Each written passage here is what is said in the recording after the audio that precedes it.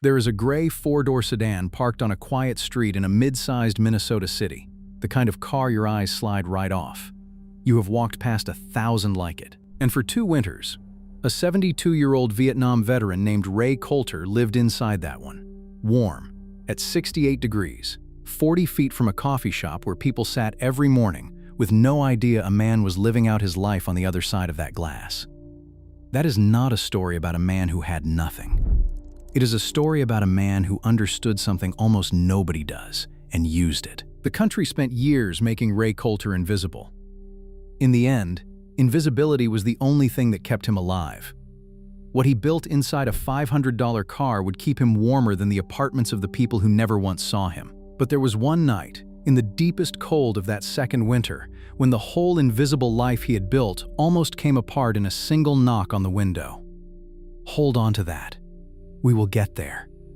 Because to understand how a man disappears in plain sight, you first have to understand how the world taught him to vanish. And what he did with a dead sedan is something almost nobody alive still knows how to do. Ray Colter was not always invisible.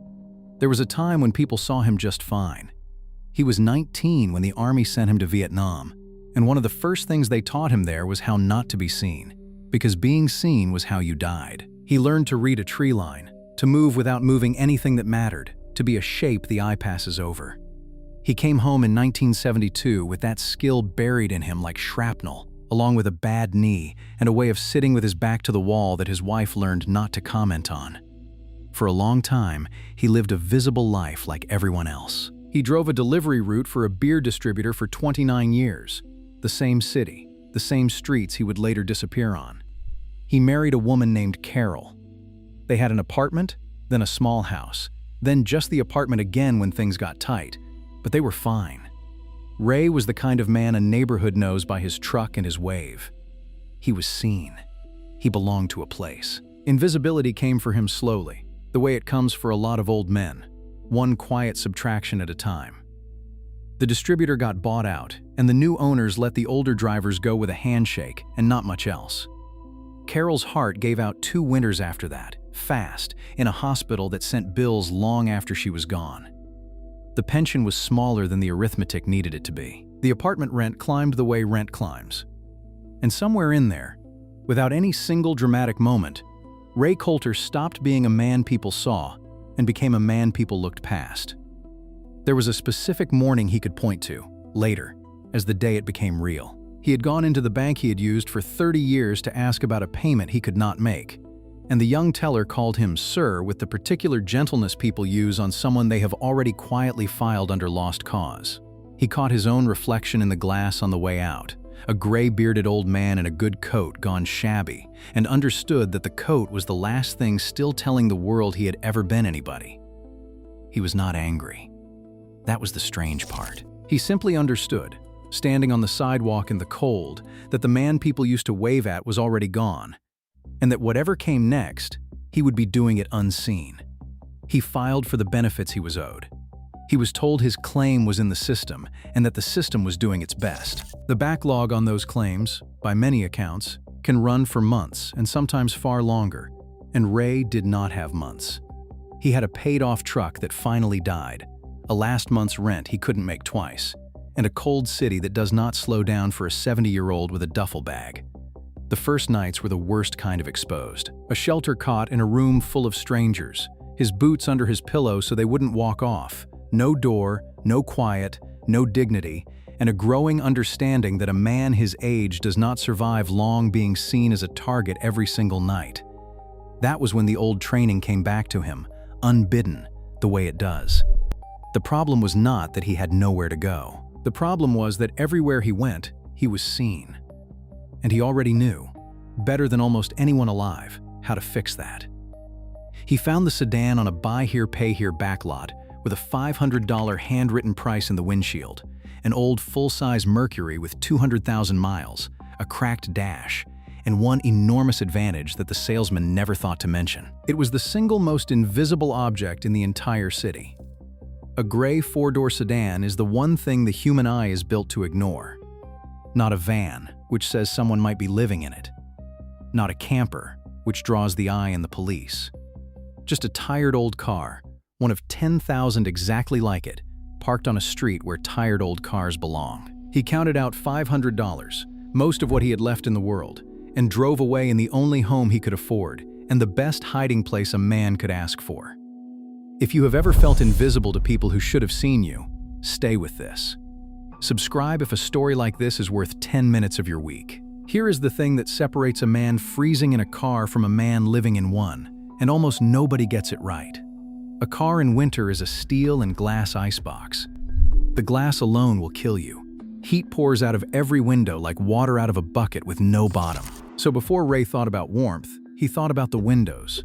The same way he had thought about being seen, because for him, the two problems were the same problem. He cut panels of reflective foam insulation to the exact shape of every window, and he fitted them so precisely that from the outside they looked like nothing at all, just ordinary dark glass on an ordinary parked car. From the inside, they sealed the cold out and the light in. One material, doing the two jobs that kept him alive, holding the heat and hiding the man. He built a sleeping platform across the folded back seat, running it through into the trunk so he had a full-length bed a tall man could actually stretch out on, with everything he owned stored in the dry space beneath it. He insulated the floor, because cold comes up through the steel underbody as surely as it comes through the glass. He kept the whole thing looking, to any passing eye, like a car nobody lived in. Then came the part that most people get wrong in a way that kills them, and the part Ray got exactly right. Heat. You cannot run the engine to stay warm. A running engine in a still car fills it with exhaust. And every winter that quiet mistake takes people who just wanted to stop shivering. You cannot burn an open propane heater in a sealed car either, for the same silent reason. Ray learned that danger, the hard way, early, on one bad night when he tried to take the chill off with a small propane burner and woke up with a pounding head and a thickness in his thinking that 50 years earlier a hard sergeant had taught him to recognize and fear. He got the door open and the freezing air in just in time, and he never made that mistake again. What he did instead is the quiet genius of the whole thing. He saved and scrounged until he could install a diesel air heater, a small, cheap unit, no bigger than a lunchbox, the kind long-haul truckers use to sleep warm without idling. It draws its own combustion air from outside the car, burns a tiny trickle of fuel, and vents every bit of its exhaust out through a pipe beneath the floor, so not one particle of bad air ever reaches the man inside. It sips fuel. It makes almost no sound. And crucially, for Ray, it throws no visible smoke and no telltale cloud of exhaust, so a warm car looks exactly as invisible as a cold one. He packed a little thermal mass around it, a couple of water jugs and a flat stone, so the warmth held after it cycled off. He ran it off a deep cycle battery that charged when he drove and topped up from a small solar panel laid on the dash in the daylight. Piece by piece, on almost nothing, a $500 throwaway car became a warm, dry, hidden apartment that the entire city walked past and never once saw. But a hidden home is only half of staying invisible, and Ray knew it. The other half was the life he built around it, and he ran it with the discipline of a man who had once kept himself alive by routine. He bought the cheapest membership at a 24-hour gym across town, not to exercise, but for what it really sold a man in his position. A hot shower, a clean sink, a locker, a bathroom at 3 in the morning, and a warm lobby that asked no questions. He spent his days in the places where an old man with a book is invisible on purpose: the public library, the back booth of a diner in the slow hours, a city bus he would ride to the end of the line and back just to be warm and moving. He ate simple and cheap and kept nothing that would spoil. He never parked in the same spot 2 nights in a row in a way anyone might notice, never let a neighbor begin to wonder, never left so much as a coffee cup behind. He washed his clothes at a laundromat at dawn and folded them like a soldier, and he kept himself shaved and squared away, because a clean old man is invisible and a ragged one gets questions. To the world, he was not a homeless man at all. He was just an old fellow around town, here and there, nobody in particular. That was the whole art of it, and it was exhausting, and it kept him alive. And at night, with the panels sealed and the little heater ticking and the city gone quiet, that ordinary gray car became something nobody on the sidewalk would ever have believed. There was a real bed with real blankets and a pillow, made every single morning. There was a narrow shelf with 3 books and a photograph of Carol on the porch of a house that no longer existed. There was a warm amber light to read by, a place for a cup of coffee, a spot for everything and everything in its spot, the way a careful man keeps a boat. It was 80 square feet. It was warm. It was his. And it was more genuinely a home than half the apartments whose windows glowed yellow above that street. From the outside, a tired old car nobody wanted. From the inside, the only place left in the world that belonged to Ray Colter. That gap between the two, the ordinary shell and the whole hidden life inside it, was the finest piece of engineering an old delivery driver ever pulled off. And for a long time, that was the miracle of it. Nobody saw. Ray moved between a handful of legal spots he had scouted like a man scouting ground. Streets where an old sedan sat overnight without a second glance, careful never to draw a pattern, never to leave a trace, never to be a story anyone told. He was warm. He was safe. He was, for the first time since Carol died, in control of something. Then, on the coldest night of that second winter, headlights swung across his frosted glass and stopped, and a fist knocked on the window. This was the moment it was all supposed to end. 2 winters of careful invisibility, a whole hidden life. And it takes exactly one curious cop or one suspicious resident with a phone to unravel it, to move him along, to tag the car, to turn a warm home back into a 72-year-old man with a duffel bag on a night cold enough to kill him. Ray lay dead, still under his blanket in the dark, heart going the way it had gone in the war, and understood that everything depended on the next 60 seconds. But Ray Colter had built for this, the way a combat veteran builds for everything, which is to say, assuming the worst will eventually come. The car was legal. It was registered in his name, insured, parked exactly where a car was allowed to be overnight, current on every tag. There was nothing to see. No curtains, no clutter, no glow, no sign of habitation, just an old gray Mercury like 1,000 others. He sat up slowly, calm, an old man woken in his own lawfully parked car, and rolled the window down a careful inch. It was a patrol officer, checking on an abandoned-looking vehicle after a cold weather call. Ray had his registration in his hand before the man finished the question. A tired old car. A tired old man. Papers in order. Nothing here. The officer looked at him a long moment, the way people look when something is almost registering, and then doesn't. Whatever he had come expecting, an old veteran sitting calmly with his paperwork in a legally parked car, was not a problem he had a form for. He told Ray to have a good night and stay warm, not knowing he already was, and pulled away. And Ray sat in the dark with his heart slamming and understood 2 things at once. That the invisibility could hold, and that it would always, every single night, be one knock away from ending. He did not sleep again that night.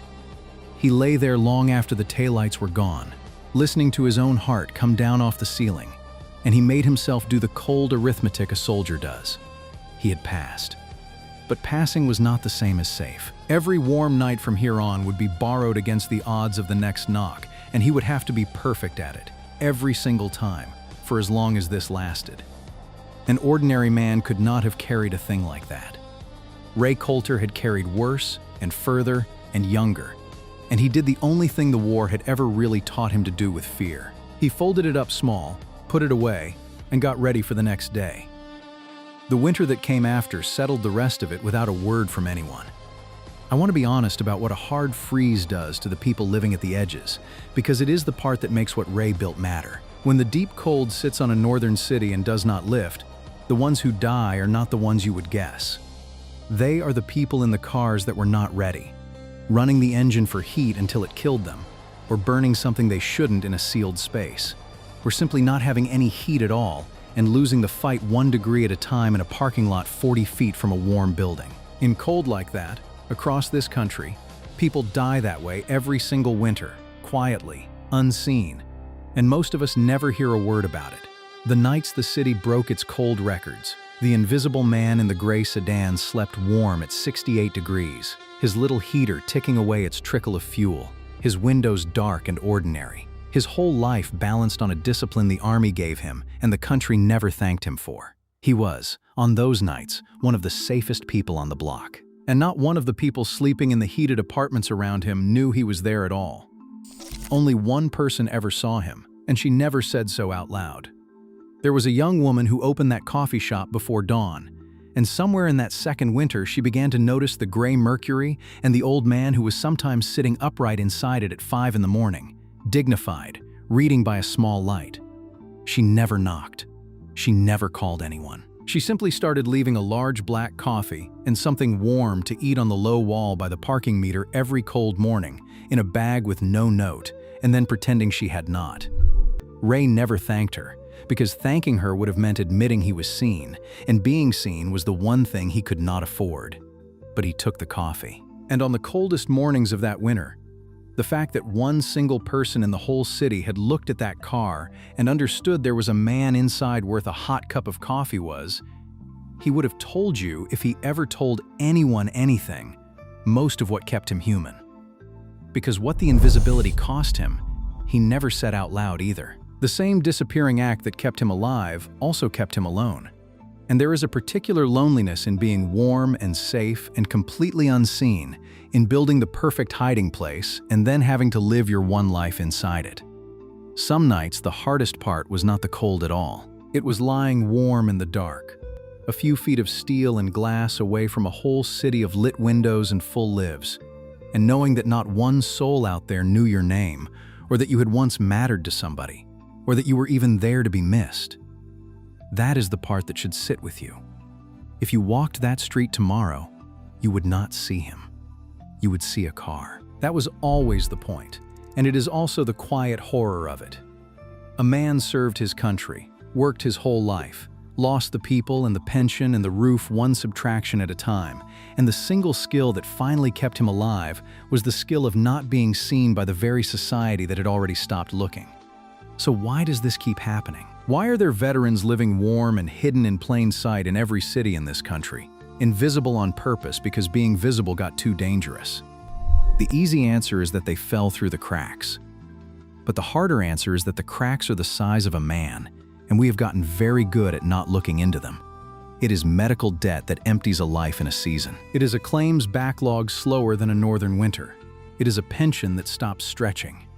And it is the plain fact that an old man alone becomes invisible to a busy world long before he ever climbs into a car. By many accounts, tens of thousands of American veterans experience homelessness on any given night, and a great many of them you would never spot, because the good ones, the ones who survive, are the ones you cannot see. Ray Colter is still out there, or someone exactly like him is, on a street near you, warm behind ordinary glass. People walk past every morning with their coffee and never once look twice. Here is what I keep coming back to. We spent good money teaching that man how to disappear so his enemies couldn't find him. We just never imagined the day would come when the thing he most needed to disappear from was us. If you have ever spent a winter in a vehicle, or you know a veteran who has, tell me in the comments what city it was and what the hardest part really was. Not for pity. Because someone is watching this tonight, invisible on a cold street of their own, who needs to know they are not the only one who ever figured it out. Next time, I will tell you about a homeless Marine in her 60s who turned a $200 storage unit into a hidden home with heat and running water, in the middle of a city that spent years trying to find her and never could.